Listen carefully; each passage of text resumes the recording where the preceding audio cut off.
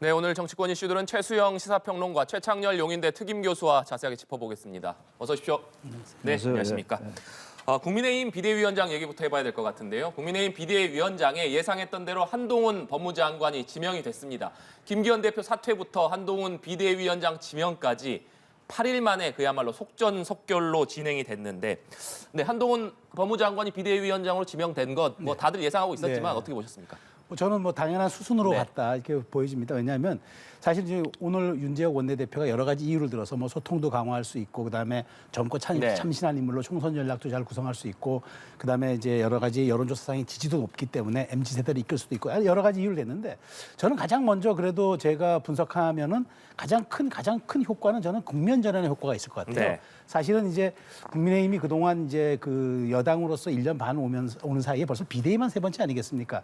이런 초유의 일을 하다 보니까 보수층 내에서도 지지층 내에서도 뭔가 이게 의견이 하나로 합치되지 못하고 지리멸렬한 상황인데, 한동훈 장관이 아주 정치 신인이죠. 그렇지만 그동안 보여줬던 참신성과 과단성, 그리고 절제된 그러니까 언행으로 해가지고 지금 정치판에 이렇게 깜짝 등판을 사실 하는 건데, 이렇게 되면 갑자기 국면을 전환하는 그런 효과가 또 있고, 그렇게 된다 그러면은 지금 사실 매우 좀 그 총선 구도가 여러 가지 정권 심판론이 이제 말하자면은 국정 안정론을 좀 앞서고 있는 이런 상황에서 여권으로서 총선 전략 짜기가 부담인데, 이렇게 된다 그러면은 한동훈 장관 카드가 전격 등장함으로써 민주당의 이재명 대표와 비견되는 이른바 미래 권력의 충돌로도 비춰질 수 있기 때문에 국면 전환의 효과와 그다음에 지지층 결집, 그다음에 총선의 프레이밍을 바꿀 수 있는 그런 효과, 삼중 효과가 있기 때문에 한동훈 장관의 등판이 연말 전국에 굉장한 어떤 그 어떤 스윙할 수 있는, 판을 흔들 수 있는 그런 빅카드가 될 수밖에 없었다라고 저는 분석을 합니다. 네, 최수영 평론가님께서 얘기해 주신 대로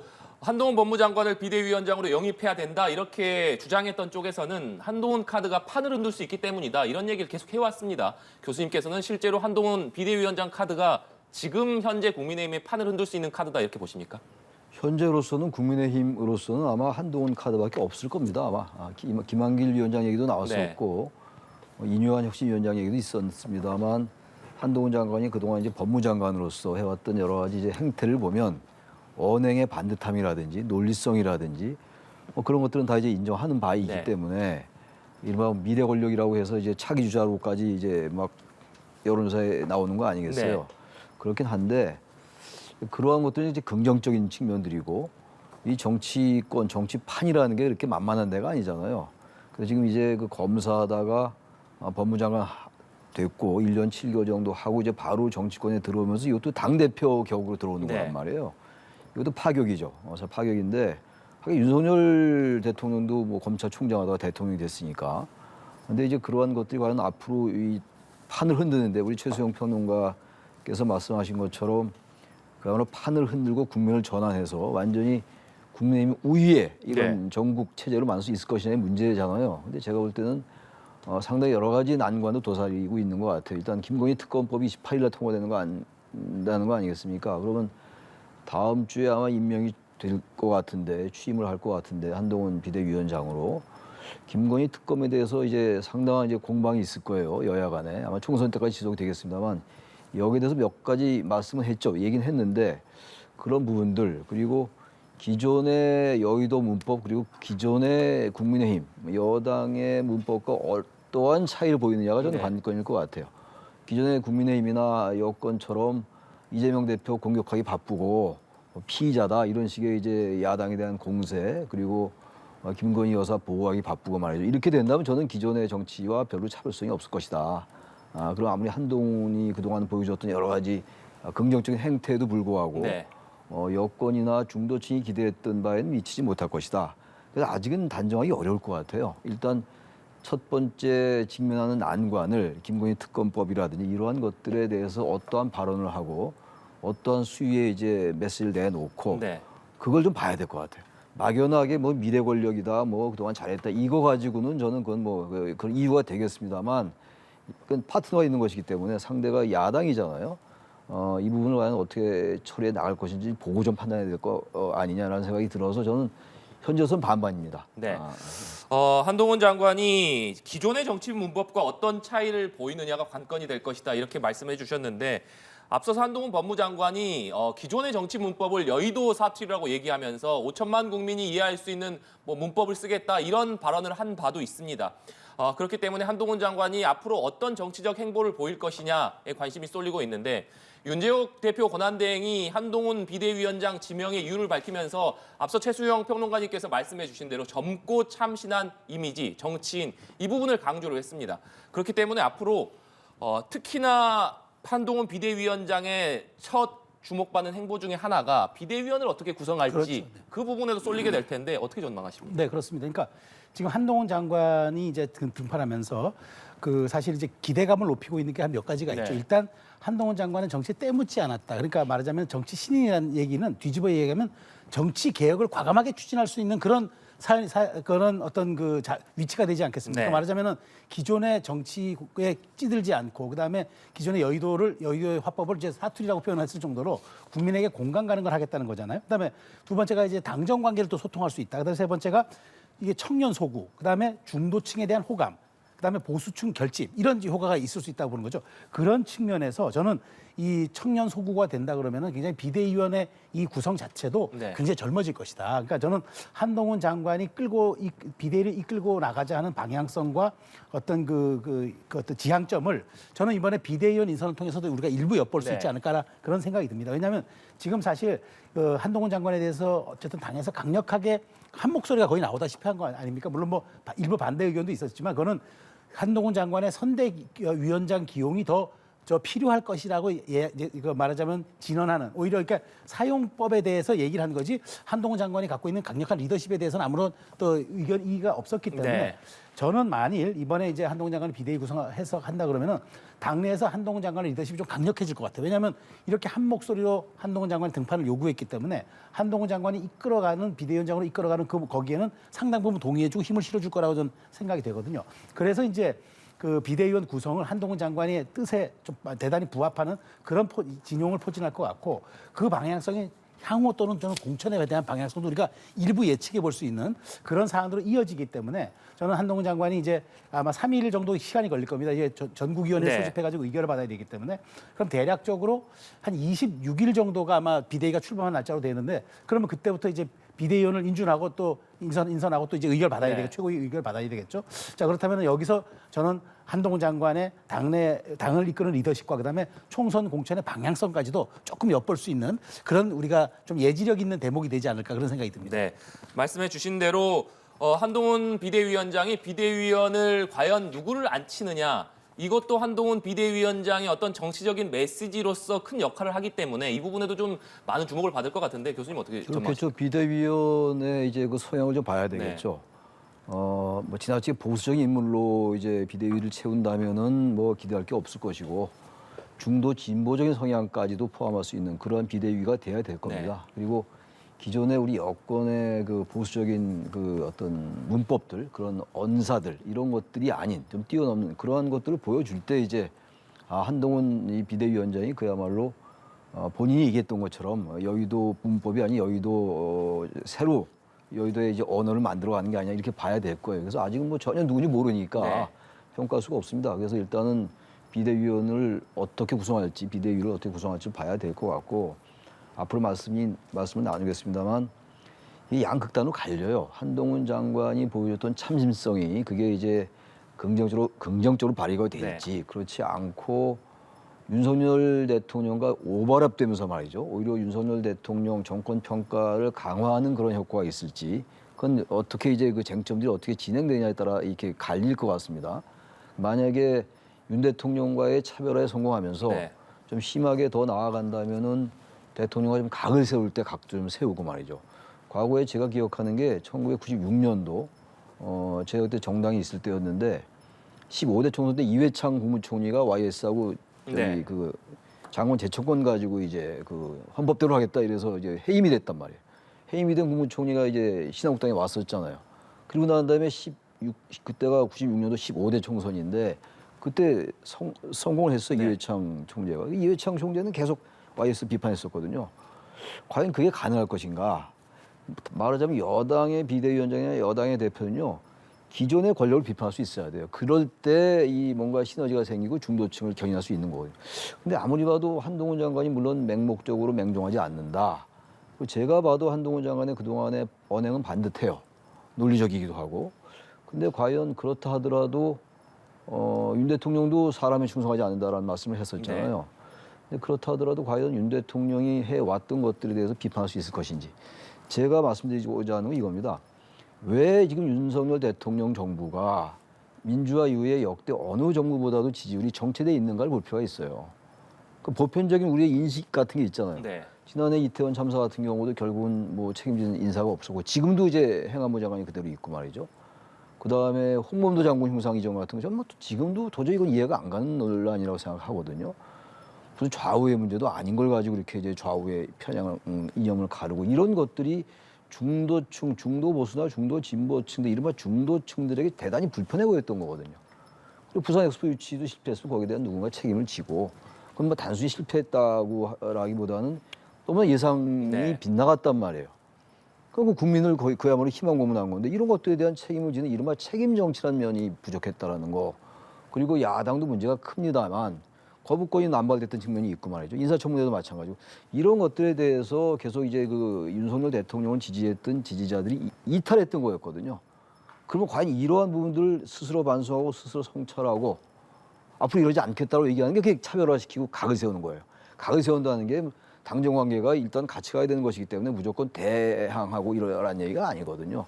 근데 과연 그걸 해야 이제 차별화가 되는 거예요. 네. 그럼 역시 한동훈이구나 이렇게 되는 겁니다. 그러면 중도층들이 다시 돌아갈 수 있는데 그렇지 않고 그냥 뭐 언행이 반듯하고 논리적이고 이재명 대표에 대해서 법률적으로 논리적으로 딱딱딱 이렇게 그 논박하고 이런 거 가지고는 안 됩니다 지금. 뭐 이른바 어떤 사람들이 이런 얘기 하더라고요. 뭐 피의자 되면 검사의 무슨 그 뭐 그런 프레임 그건 말도 안 되는 얘기예요. 무슨 검사 대 피의자입니까? 비대위원장 대 당대표인 것이지 그런 식은 그렇게 되지 않을 것이고 그동안 여권이 잘못한 것들에 대해서 뼈저리게 반성하는 모습을 국민들한테 보여줄 수 있을 것인지 그게 이제 한동훈 씨 업법으로 정착된다면 대성공인 것이고 그렇지 않고 반대 의견으로 간다면 이건 실패로 끝날 것이고 그래서 아직은 제가 판단하기 어렵다고 얘기하는 게 일단 28일 날 김건희 특검법 통과된 다음에 거기에 대응하는 모습을 좀 봐야 될 것 같아요. 네. 그래야 판단이 가능하지 않을까라고 생각합니다. 네.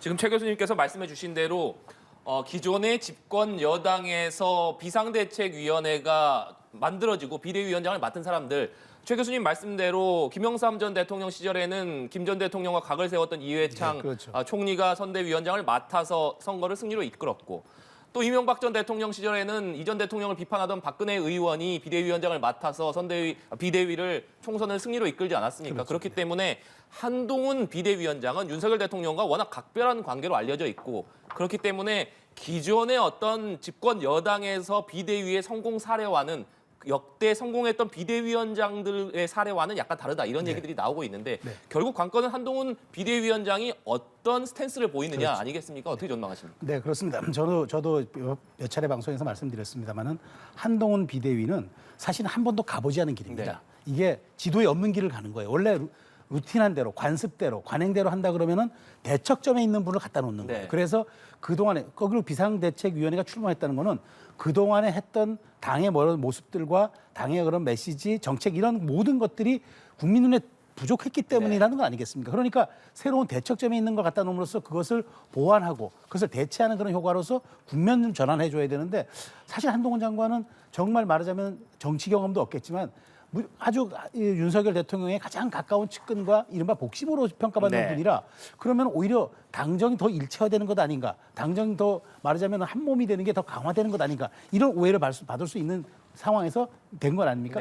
그래서 이제 한동훈 장관이 이제 저는 저도 길 얘기를 꺼냈습니다만은 한동훈 장관도 루신의 시를 인용하면서 처음부터 길이 없었지만 함께 가면 길이 되더라라는 이제 얘기를 한 것 같아요. 왜냐하면 이건 누구도 가보지 않은 길이고 지도에 없는 길이기 때문에 상식 밖에 사실 인선이라 봐야죠. 우리가 그 어떤 상식을 파괴한 게 물론 또 혁신으로 이어지지만 그런 측면에서 저는 한동훈 장관이 이제 말하자면은 그동안 기대를 받았던 측면이 이런 거 아닙니까? 아주 논리적이고 그 다음에 어떤 현안에 대해서 팩트 위주로 정말 딱 부러지게 설명하고 아주 그 말하자면 찬과 반이 분명한 그런 어떤 말하자면 시원한 그런 화법을 얘기했는데 이제 정치권에 와서 두루뭉술하게 한다거나 피해가게 한다거나 이른바 레토릭 수사로서 뭐 대체한다거나 이러면은 한동훈 씨 매력과 자산이 사라지는 네. 거잖아요. 그렇기 때문에 저는 이제 한동훈 장관이 비대위원장이 출범할 때 첫 일성으로 내는 게 어떤 것이고 방향성을 어떻게 제시할 것인가 그걸 좀 주목해 봐야 된다고 생각합니다. 그래서 한동훈의 가치와 장점을 살리는 쪽으로 비대위를 이끌 경우에는 내년 설 이후에도 굉장한 말하자면 주목도를 이끌어가는 동력이 되겠지만 그렇지 않고 중도가 실망하고 그동안에 한동훈 장관과 왜 달라 보이지라고 인식하는 순간 또 다른 위기가 올 수밖에 없기 네. 때문에 한동훈 장관이 어떤 말하자면 담벼락의 경계에서 어느 선에서 이 발길을 디딜 것인가 매우 중요한 과제라고 생각합니다. 네. 평론가님께서 한동훈 비대위원장의 첫 메시지를 주목해 봐야 된다 이렇게 말씀하셨는데 예상하시기로는 과연 그렇다면 어떤 메시지를 첫 메시지로 낼 것인가 혹은 이 메시지를 어떤 메시지를 첫 메시지로 내야 하는가 평론가님 어떻게 보십니까? 저는 제가 만일 고언을 드린다면 한동훈 장관은 때묻지 않았잖아요. 그래서 저는 이른바 정치 개혁을 여야 할 것 없이 얘기를 해야 된다고 봅니다. 그러니까 강도 높게 그동안 국회가 오히려 국민의 삶의 발목을 잡아왔다. 네. 우리 정치가 후진되었다. 우리 정치가 퇴행으로 가고 있다. 그래서 이번 총선과 이번 과정을 통해서 완전히 정치에 대한 새 판을 한번 짜달라라고 국민에게 호소를 해야 된다고 보고 아마 그럴 가능성이 높다고 봅니다. 그리고 이제 두 번째는 아마 얘기를 할 건데 이념의 시대는 가고 이제는 논리와 이제는 일상의 시대가 되었다. 그렇기 때문에 앞으로 이념에 대한 것들이 이제 정치권에 사라져야 한다. 이건 586 정치인들을 겨냥할 수도 있겠죠. 그다음에 뭐 세 번째 정도는 대통령께 시중의 민심을 가감없이 전달하겠다. 그러면서 용산과의 소통은 협업이 아니라 협치의 수준은 가지고 가되 국민의힘이 이제 총선 시기니까 당이 후보도 공천해야 되고 선거도 치러야 되는 주체로서 거기에 걸맞는 역할을 하겠다. 위상 재정립을 하겠다. 아마 이 세 가지 정도로 저는 추산도 되고 만일 제가 고언을 네. 드린다면 이 세 가지를 하라고 말씀드리고 싶어요. 네, 알겠습니다. 교수님께서는 앞서 언급해 주신 대로 한동훈 법무장관이 나는 지금까지 누구를 맹종한 적도 없고 앞으로도 그럴 일 없다 이렇게 얘기를 했습니다만 비대위원장으로서 그렇다면 앞으로 한동훈 비대위원장이 만들어갈 당정 관계는 어떻게 될 것이냐 이 부분이 관심을 많이 받고 있는데 어떻게 전망하시는지 궁금하고 또 앞서 평론가님께서 말씀해 주셨지만 한동훈 비대위원장이 그렇다면 취임하고 나서 발표하게 될 첫 번째 메시지는 어느 것에 좀 방점이 찍힐 것이다 이렇게 전망하십니까? 아마 정치개혁 쪽에 방점을 찍을 거예요. 네. 국회에 대해서 워낙 불신이 높기 때문에 지금 뭐 국회의원들은 여야 막론하고 도대체 우리 국민들에겐 불신의 대상이거든요. 사실 뭐 각자 개인마다 차이가 있음에도 불구하고 그렇단 말이에요. 네. 지금 뭐 당장 얘기하려도 국회 개혁할 게 너무너무 많잖아요. 지금 뭐 이뇨한 혁신위도 몇 개를 얘기했어요. 근데 그것도 잘 되지 않았단 말이에요. 아마 그런 걸 얘기할 겁니다.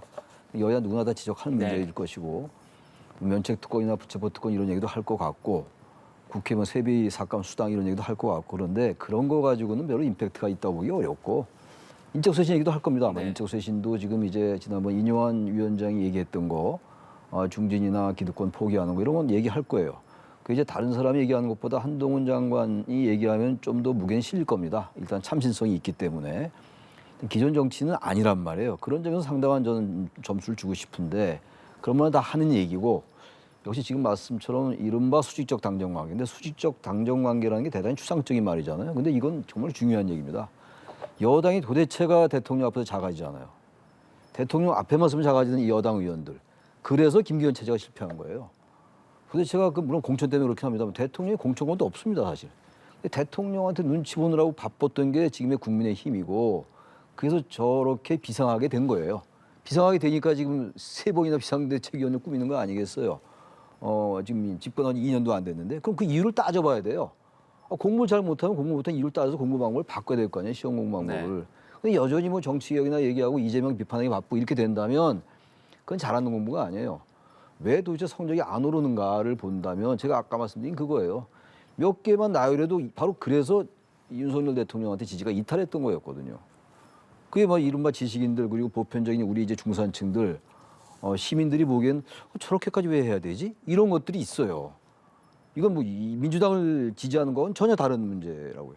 그 문제를 어떻게 파고드느냐가 쟁점입니다. 그렇게 한다면은 역시 수직적 당정관계다 수평적 당정관계다 이 말은 별로 중요하지 않아요. 대통령에 대해서 일부러 쓴소리 할 것도 없어요. 뭐 당대표가 굳이 왜 자꾸 대통령한테 쓴소리 합니까? 참모도 아닌데 그럴 거 없이 잘못된 것을 지적해 나가는 거예요. 이러이러한 거 우리가 잘못했습니다.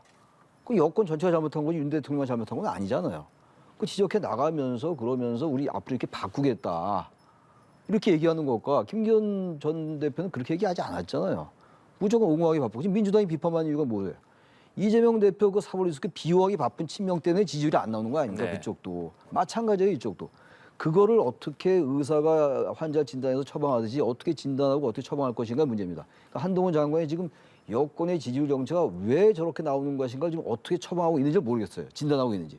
의사가 진단을 잘못하면 약물로 치료할 환자를 수술을 치료해서 잘못되게 할 수 있는 것이고, 그래서 과연 이제 한동훈이란 이 의사가 들어와서 이 현재의 난국을 어떻게 진단하느냐, 그게 가장 중요한데, 그렇다면 이제 그동안 한동훈 장관의 뭐 명석한 두뇌 같은 게 보이니까 공부도 잘했고, 그래도 얘기하는 거 아닙니까? 지금 어떤 상임 고문은 지금 무슨 뭐 이순신의 비교까지 했는데 이게 과한 거예요, 이렇게. 어찌 한동훈을 감히 이순신에 비교합니까? 이게 아무리 수사를 한다 하더라도. 그래서 너무 과하게 기대하지도 말고 한동훈 장관이 스스로 너무 어깨가 무거워져요. 어깨가 무거워지면 부담이 된다고요. 있는 그대로 해라 이렇게 얘기를 해야죠. 오늘 112초 이런 데 비교하는 거 보고 제가 국민의힘은 참 아직도 저런 단어를 쓰나 국민들 앞에서. 그런 것들이 국민 정서하고 안 맞는 거예요. 한동훈 장관이 무슨 이순신 뭐 비유법인가 합니다. 무슨 이순신 장관이 12초까지 얘기를 하냐고요. 말이 안 되냐 이거. 그러니까 그런 걸 하지 말고 보편적 민심의 차원에서 이러이러한 것들이 잘못됐다고 진단하면 되는 겁니다. 그럼 성공하는 것이고, 그렇지 않고 여전히 윤 대통령을 의식한다면 그건 저는 실패할 가능성이 높다. 이렇게 보는 거예요. 네, 알겠습니다. 한동훈 비대위 공식적으로 다음 주에 출범이 예상되는 상황입니다. 앞으로 한동훈 비대위원장이 선대위원장이라든가 특히나 공관위원장도 임명을 하게 될 텐데, 한동훈 비대위원장이 앞으로 총선 공천을 어떻게 할 것이냐, 이게 초미의 관심사입니다. 앞서 인요한 혁신위에서도 22%가 넘는 현역 의원들 컷오프해야 된다. 뭐 당내에서는 많게는 50%의 현역 의원들이 바뀔 수 있을 것이다. 이런 얘기가 나온 상황이었는데, 이 상황 속에서 한동훈 비대위원장이 들어섰기 때문에 총선 공천, 현역 물갈이 얼마나 될 것이냐, 그리고 만약 현역이 물갈이가 이루어진다면 그 자리에 누가 과연 공천될 것이냐, 초미의 관심사로 지금 떠오르는 상황입니다. 평론가님께서는 어떻게 전망하십니까? 그렇죠. 그러니까 결국 이제 그 정치에서 우리가 쇄신과 혁신의 이제 그 모습을 볼 수 있는 건 사람을 바꾸는 네. 거거든요. 제도로 바꾸는 것은 어느 정도 한계가 있고, 정책으로 정체성을 바꾸는 것도 사실은 임팩트가 약해요. 사람을 바꿀 때 확 다가오거든요. 그래서 우리가 주로 이제 개각 같은 경우도 얼마나 감동이 있냐에 따라 가지고 그게 이제 새 얼굴로 바뀌었냐에 따라서 국정 지도가 막 바뀌잖아요. 그런 것처럼 특히나 정치인들, 현역 정치인들 기득권에 많이 이제 그 매몰돼 있다는 얘기를 듣고, 그다음에 그 정치를 퇴행화시키고 후진화시킨다 이런 얘기들을 많이 하는 상황에서 정말 얼마만큼의 중진들을 막 솎아내고 그다음에 여기에 새롭고 참신한 인물들 갖다 넣느냐. 근데 이게 이 모습이 인위적이거나 혹은 강제적이거나 좀 거칠게 비치거나 이러면 안 되는 거죠. 그러니까 이게 참 이게 정말 아주 중요한 함수 부분인데, 이런 것들이 정말 자연스럽게 동력을 가지고 어떤 여론에 힘입어서 그것을 관철시켜내는 모습이 이렇게 가야 되는데, 저항하면서 무슨 또 뭐 달리 다른 방법을 동원하고 이러면서 이제 가는 방법. 근데 비대위원장은 사실 당대표 역할을 하지만 공천에 직접적인 관여는 못하게끔 돼 있죠. 그렇지만 실질적으로 공관위원장으로 임명되는 분과 긴밀하게 소통과 협력을 가지면서 방향성을 가지고 갈 거예요. 그렇다면 한동훈 장관이 어떤 식으로든 저는 이 물갈이와 쇄신의 폭을 더 많이 가져갈 것이다. 더 많이 가져가고 더 강도 높게 아마 할 것이다. 왜냐하면 이게 한동훈식 그 말하자면 해법을 보여줘야 되기 때문에 인요한 혁신위원장이 말하자면 혁신에 대한 어떤 신호탄을 쏘아 올렸다면, 그 말하자면은 실질적인 칼잡이 역할은 결국은 한동훈 장관이 할 수밖에 없는 거고, 그렇다면 한동훈 장관이 얼만큼 소신 있고 그다음에 얼만큼 정치력을 발휘해서 이 문제를 말하자면 여론에 힘입어서 내몰아내는 그런 과정을 통해서 또 얼마만큼 또 새 인물들을 제때 수혈해내고 어떤 국민에게 눈높이에 맞는 인물들을 포진시킬 것인가, 이게 이제 남은 과제가 되겠죠. 근데 한동훈 장관에게 굉장히 힘이 실린 것도 맞고, 그다음에 한동훈 장관의 스타일과 커리어 자체가 강하게 개혁을 밀어붙일 수 있는 그런 이제 말하자면 업적도 있고, 그다음에 지금 당내 리더십도 확보돼 있기 때문에 저는 상당 부분 아마 속도감도 낼 것이고, 그다음에 굉장한 폭을 통해서 총선에 대한 어떤 그 방향성을 보여주는 그 시금석으로 삼지 않을까라고 저는 전망합니다. 네. 그런데 이렇게 현역 의원이 물갈이가 된 자리에 검찰 출신이나 혹은 대통령실 참모 출신들 뭐 이런 사람들이 오지 않겠느냐, 이런 비판을 민주당에서는 지금 강하게 내놓고 있는 상황 아니겠습니까? 그렇기 때문에 그런 부분들도 한동훈 비대위원장으로서는 고려해야 될 부분이 아닐 수 없을 것 같은데 어떻게 전망하십니까? 당연하죠. 저는 당연한 말이라고 생각합니다. 그 지적이요, 허투루 들어서는 절대 안 됩니다. 왜냐하면 만일 그렇게 그 중진들과 그다음에 정치를 퇴행화시켰던 분들이라고 이렇게 만일 그 자리를 비워놨는데, 그 자리를 대통령이 또 다른 검사 측근, 검찰 측근 뭐 이런 분들이 옹산에서 있던 분들이 온다? 그거는 자승자박의 길인 거죠. 실질적으로 만일 그렇게 했다 그러면은 한동훈 장관의 비대위가 결국은 점령군 역할을 하기 위해서 온 것 아니냐라는 반드시 그 여론에 직면할 거예요. 그렇기 때문에 저는 세 번째 이제 비대위인 만큼 저는 국민 눈높이와 보편적 상식의 정치 문법에 맞아야 된다고 봐요. 그렇다면은 이 분들이 온다 하더라도 누가 보더라도 공정한 경쟁을 거쳐가지고 그 자리에 앉거나 아니면은 또 새로운 전문가 집단을 발굴해서 또 그 자리에 배치하면서 인물 구도로 총선을 치르게 하거나 이렇게 가야지 그 사람들을 빼냈다고 빼낸 자리에 그대로 갔다가 말하자면은 그 대통령의 사람들로 포진시킨다? 그거는 저는 정말 하지하책이고 전 제가 보기에 한동훈 장관이 명민하기도 하고 그다음에 선거 판세와 정치를 정무 감각이 있다고 하니까 그런 걸 안다 그러면 절대 저는 그렇게 안 갈 거라고 봅니다. 네. 대대적인 물갈이가 있겠지만 그 자리를 대통령의 측근으로 채운다면 오히려 한동훈 비대위원장에게 자승자박이 될 것이다 이런 말씀이신데 교수님 어떻게 전망하십니까? 당연한 말씀이죠. 만약에 그렇게 된다면 뭐 한동훈 비대위는 뭐 실패하는 거죠. 그렇게 안 할 거예요. 그렇게까지 생각이 부족한 사람은 이렇게까지 여권에서 뭐 비대위원장으로 안 쳤겠어요. 저는 그렇게 하리라고는 아니라고. 그럼 완전히 그건 뭐 실패하는 것이기 때문에. 근데 지금 그러한 좀 조짐들이 좀 보여요. 지금 여권 내에서 특히 이제 대통령 참모들 중에서 장관도 마찬가지인데 현직 장관도 마찬가지인데 이른바 이제 좀 양지. 그러니까 여당에게 유리한 지역에 출마하려는 인사들이 좀 이렇게 얘기가 나오잖아요. 지금 회자가 되고 있는데 그러한 모습들을 가라앉힐 수 있어야 돼요. 그리고 혼자 뭐 한동훈 뭐 비대위원장이 이제 아직은 임명이 안 됐습니다만 한동훈 비대위원장의 힘만으로는 안 되겠습니다만 적어도 거기서 상당한 동력을 발휘해야죠. 어쨌든 간에 여야 할 거 없이 국민들은 사실 인적 쇄신이 돼봐야 나중에 뚜껑 열어보면 별것도 아니긴 아니에요. 지금 21대 국회도 151명이 지금 초선입니다. 최악의 국회라는 거 아니겠어요? 네. 그래서 꼭 무슨 인적 쇄신 많이 다는 아니지만 선거 현실에서 인적 쇄신이 안 되면 일단 선거를 칠 수가 없는 거 아니겠습니까? 그래서 지금 얘기 나오는 그 자리를 뭐 검사 출신들이 온다든지 뭐 대통령과 가까운 인사가 온다 그렇게 된다면 선거는 완전히 실패하는 것이고 아마 저는 그렇게까지 하책을 쓰리라고는 보지 않아요. 아마 한동훈 장관이 그 정도로 바보는 아닐 겁니다. 아마.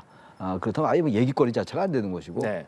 저는 중요한 건 아까 말씀드린 그 부분들이에요. 네. 근데 여권이 잘못해온 것도 지적해 나갈 수 있는 것, 그다음 인적 쇄신 문제, 그리고 국회 개혁하는 것, 그리고 이제 어떤 업법의 변화 이런 것들이 중요하지 않느냐라고 보는 것이고 일단 김건희 특검법이 제일 중요하다고 봐요. 일단. 네. 거기 어떻게 대응할지 그건 좀 지켜봐야 될 것 같습니다. 네, 말씀해 주셨지만 다음 주에 한동훈 비대위가 공식 출범하게 되면 28일 날 민주당이 28일로 예정된 본회의에서 이른바 쌍특검법을 처리하겠다는 방침을 밝히고 있기 때문에 한동훈 비대위의 첫 시험 때는 이 쌍특검 대응이라는 얘기가 나오고 있습니다. 앞서 한동훈 법무장관이 김건희 특검법은 악법이다 이렇게 얘기를 하면서 정의당이 특검을 추천하게 돼 있고 또 수사 상황을 생중계하게 돼 있다 이런 독소 조항이 있다 이런 문제 제기를 하기도 했었는데 일각에서는 그렇기 때문에 한동훈 장관이 만약에 이 같은 독소 조항들을 좀 변경한다면 총선 후에 이 특검을 받을 수도 있다는 뜻을 시사한 것 아니냐 이런 해석이 나왔습니다. 물론 민주당에서는 총선 후에 할 수 없다. 지금까지 시간이 많이 있었는데 지금까지 하지 않고 왜 이제 와서 총선 후에 하자는 얘기냐 이렇게 반발하고 있는 상황입니다만 앞으로 김건희 여사 특검법과 관련한 한동훈 비대위원장의 대응 어떻게 될 것이라고 보십니까? 그러니까 일단 시사를 하지 않았습니다. 물론 현직 법무부 장관 때 한 말이죠. 네. 그러니까 그 무리한 악법이고 사실은 이게 굉장히 독소 조항이 있다. 저도 지적에 동의합니다. 왜냐하면 사실 수사 상황을 거의 실시간 브리핑을 한다거나 네. 근데 수사 상황을 실시간 브리핑하는 게 이게 만일 어찌 보면 피의 사실을 흘리는 거거든요. 왜냐하면 결론 난 게 아니라 지금 드러난 상황을 얘기하다 보니까 나중에 시간이 흐르면 이게 사실이 아닐 수도 있단 말이죠. 그다음에 또 하나 문제는 더더군다나 만일 여기에 대해서 이제 특검 추천도 균형 잡히게 좀 해줘야 되는데 무조건 정의당 예전에는 변협이 추천한 사람 가운데서 2명을 선택하게끔 하니까 어느 정도 중립지대가 갖춰졌는데 이건 그것도 안 되는 법이란 말이죠. 그럼 사실 그다음에 민주당도 검찰 개혁한다면서 피의자들의 알 권리 때문에 그 코토라인에 쓰지 못하기도 네. 하고 이제 그것들 공개하지 않기로 했잖아요. 그래서 그러다 보니까 이제 이 특검법은 과거의 특검법에 대한 기준으로 정하다 보니까 이렇게 되는 건데 저는 한동훈 장관이 그나마 이 얘기를 한 것은 최소한 이 특검법은 법 앞에 공정이 되니까 당연히 받아야 한다. 국회가 법으로 의결한 거니까. 그런데 이런 독소 조항이 만일 4개월 후에 나면 총선까지 이게 5월까지 진행이 된단 말이죠. 그러면 이 수사 상황이 때문에 굉장한 총선의 변수가 될 수도 있단 말입니다. 그러니까 이런 것들이 아니라 그러면 정말 이 사건의 실체적 진실을 밝히고자 한다 그러면은 이 독소 조항 빼고 여야가 합의해서 특검을 한다면 그건 충분히 해줄 수 있지 않느냐. 시기만 문제인 것이지 총선에 영향을 끼치는 그런 의도라면 이 법은 굉장히 무리한 법이다라고 한 거기 때문에 아마 이 정도 스탠스에서 갈 거라고 봐요. 근데 이것을 어떻게 이제 당 원내 대표 측과 또 어떻게 이걸 논의할지 저도 주목되는 대목입니다. 네. 한동훈 법무장관 비대위원장이 이런 입장, 김건희 여사 특검법에 대한 이런 입장을 밝혔고 국민의힘에서는 이 특검법이 정략적인 법안이기 때문에 절대 수용할 수 없다 이런 입장을 밝히고 있습니다. 민주당과 앞으로 이 김건희 여사 특검법을 비롯한 쌍특검법 어떻게 처리되리라고 보십니까? 근데 민주당이 지금 이제 김건희 여사를 이제 겨냥하고 있는 게 총선 때문에 그런 건 다 알고 있는 사실이에요. 사실 뭐 말이 맞는 말인데 지금 이제 여론조사라는 게 또 앞으로 어떻게 여론이 바뀔지 모릅니다만 김건희 특검법을 해야 된다라는 여론이 의외로 많더라고요. 그렇다면 이런 문제도 보세요. 지금 김건희 특검법에 대해서 이제 한동훈 장관이 한 말이 있잖아요. 네. 독수 조항이 있다. 그리고 여러 가지 얘기를 했는데 그건 사실 기존의 그 여권의 문법과 크게 다르지 않거든요. 전 저 같으면은 물론 이제 그 제일 걱정이 그거죠. 여권으로서는 이걸 이제 특검법에 의하면 계속 브리핑할 수 있다고 국민들이 알려야 된다는 거 아닙니까? 근데 과거의 특검법을 보면 그런 법도 있었고 그렇지 않은 특검법도 있었어요. 드루킹이나 최순실 특검법 같은 건 그렇게 했고 삼성에 관련된 특검은 그렇게 하지 않았습니다. 그러니까 상황에 따라 좀 달랐는데 이 문제도 저는 국민들에게 알려봐야 여권이 걱정하는 것처럼 그렇게 크게 타격이 없을 수도 있어요. 그야말로 김건희 여사 그 주가 조작 의혹 사건은 문재인 정부 때 얼마나 수사를 많이 했어요. 나온 게 없지 않습니까 지금. 별게 아닐 수도 있다고요. 너무 과도하게 여권이 김건희 여사가 이제 대통령 뭐 이제 가족이라서 그런지 모르겠습니다만 너무 이것도 이렇게 할 건 아니지 않느냐. 저 같으면 정면 돌파를 해서 특검 받겠다. 총선 전에 해라 그냥. 그렇게 가고 그럼 브리핑 해라. 네. 근데 브리핑 몇 번 해보니까 나올 게 없잖아요. 김건희 여사에 대해서. 그럼 야당이 오히려 더 역풍을 맞을 수 있다고요. 그래서 이것도 이런 부분부터 좀 바꿔서 이게 총선 전에 다 야당의 의도 아니에요. 야당의 의도 맞죠. 제가 봐도 그래요. 근데 아까 말씀처럼 그동안 상당히 그 검찰이 김건희 여사 주가 조작 의혹 사건에 대해서 대단히 좀 이렇게 무대응했던 것도 사실이거든요. 그래서 지금 특검에 대한 여론이 높은 거라고요, 지금. 거기에 부응해 나가면 돼요. 정면 돌파하면 되죠. 뭐 이것도 자꾸 무슨 선전선동이다, 뭐 독수조항이다 이렇게 하고 또 대통령한테 거부권 행사를 건의하고 이렇게 되면 기존의 여권 문법과 똑같다 이런 얘기. 바로 이런 지점에서 어떻게 다룰 수 있느냐의 문제입니다. 한번 두고 봐야 되겠죠. 네, 알겠습니다. 그리고 지금 국회에서는 본회의가 진행이 되고 있습니다. 예산안 법정 처리 시한 지난 2일까지였는데 18일이 지난 어제 여야가 예산안을 처리하기로 합의를 했고 지금 진행되고 있는 본회의에서 예산안을 처리할 계획입니다. 아직까지 예산안 통과되지 않고 있습니다만 다행히 19일이나 법정 시한은 지났습니다만 준 예산 사태까지 가지 않고 여야가 합의를 했어요. 그렇습니다. 다행입니다.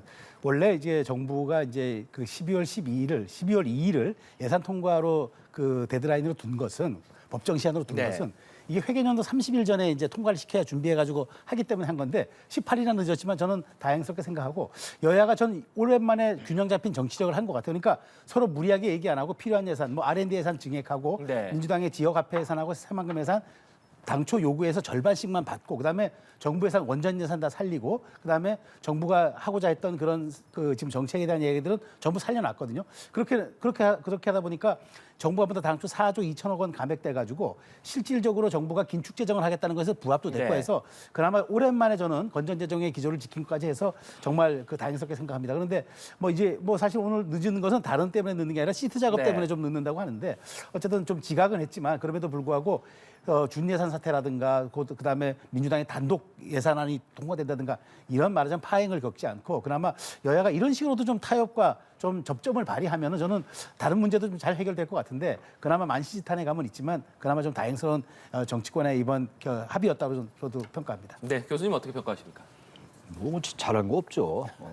또 법정 시한도 어겼잖아요 지금. 근데 우리 정치권은 언제부턴가 어기는 걸 뭐 당연하게 여기는 것 같아요. 아니 도대체 입법부가 법을 지켜야 되는 입법부인데 지난해는요 12월 24일에 통과됐어요.